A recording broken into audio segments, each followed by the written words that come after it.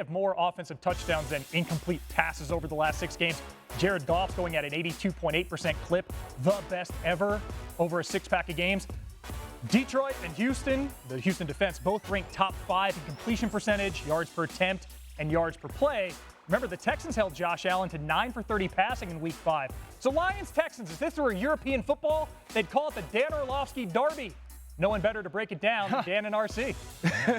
The Detroit Lions are clearly the best team in the NFC, and it's because of their offense, the physicality in which they play in the run game, and also the ability to create chunks in the pass game, and that's what the Houston Texans are facing this week. RC, in their run game, I think they're one of the best front side blockers in the run game, but they are championship caliber on the backside. 2 tight ends on the field, 1 and 2. They're going to motion over, and they're going to run their zone scheme to the left. And initially, you're going to see good front side blocks here. Front side block, front side block, front side block. So that looks great. And then you have also, I want to point this out, though, Dan. If you talk about this block right here, look at the head of this defensive tackle. Later on in this play, he's going to go here, which is going to confuse the backer because now I don't necessarily know which gap is yours. See, right now, if I'm the backer, I'm thinking I need to flow over because you're reached and you're going to replace in that block, but then he tries to slide out and he goes back door. I love that. And I love the fact that Frank Ragnow, so as an offensive line, I'm talking about that backside, how important it is. Watch when Frank Ragnow, their center, snaps the football,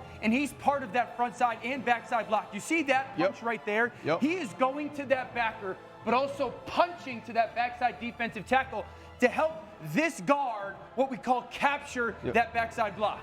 This is fantastic. Now, again, so now look, so he gets to the second level here. We've already gone back door. Look at the crease that this creates for Quay Walker to fill. If he would have beaten the reach block, now Quay Walker could be more downhill. This makes him go laterally, Dan, which is going to allow the tight end an opportunity to wash him down. That's absolutely true. That tight end inserts. And I love the fact that Montgomery's got that vision, right? I think so many backs would try to force that front side cut. But he believes backside, they're so good. Penny Sewell cutting off here. You're going to see him trust this backside cut and just follow that tight end right there. And also, I love, this is one of the things that I think makes Detroit differently in their run game. Those receivers dig out those backside defenders. Again, you see that backside block. There's another cut. Also, look at the vision by David Montgomery to now get right back outside. See, so many backs to try to fit it up in here. Now he gets outside. He's able to create in space. Fantastic. So that's their run game. And then their pass game, something that we talk about so much is that play action, that run action.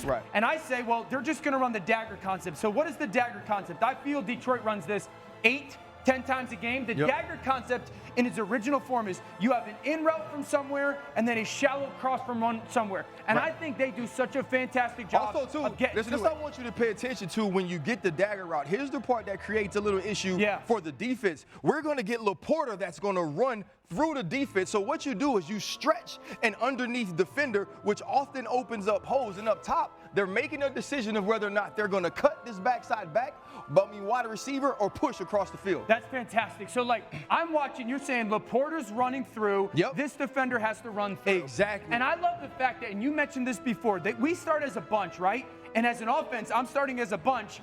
And Amon-Ra is my number 3, my number 1, my outside guy. They motion, so now we're changing your guys' responsibility. Exactly. In the middle of the field is going to get vacated because Laporta pushes vertical, the backer, and then I have my number 1 receiver here vacating the middle of the field on that in route with and also, too, what you do when you motion him to number 1 is you make the hook defender widen out. Remember, initially, he would have been on top of Laporta, so the hook would have been more in here. Once you get him to number 1, now he expands with Laporta running through. Look at all this open space that Amon-Ra has to sit down instead of pushing across the field. I love that. And the protection for me also stands here because we always in an offense, when we want to play action protect, we want to help our edges.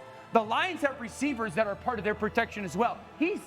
Tim Patrick is chipping that backside defensive end. We also, when we play fake, we have an extra body right here, so we're helping with the protection. And the fact that they can get Laporta being the person that pushes through, I love the width that Amon-Ra St. Brown keeps. And then that backside right there just holds this defender enough where he doesn't get over the top. My question is this.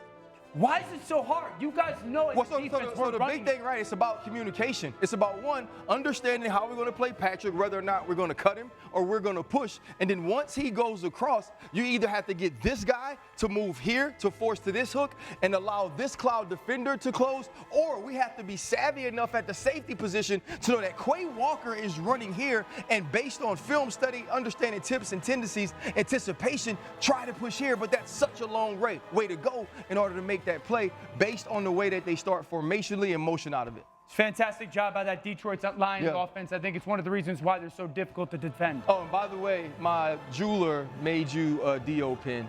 He sent me the picture the other day. Shut up. A legit one? Yes, the legit one. When do I get it? You get it whenever he mails it to me, brother. I appreciate that. We got breaking news here on NFL Live. Dan adding some lapel pin swag. Wow. We also got game picks coming. It's that I'm not time. gonna wear it to you. Tell me, like, how to wear it. I got the right moment. You guys can go ahead and get that gong ready as well. We are all on the Lions for this game. What could go very similar? Bro, nothing ever goes wrong anymore, Phil, because we just right We've been all hot, the time. Well, and here's the thing, Detroit in prime time, since Ben Johnson got promoted to OC, they're 7-1, best in the NFL. Phil, you know what else? Dan could have been right yesterday, but his ego wouldn't allow him to. That is accurate. That is accurate. Usually gets in the way.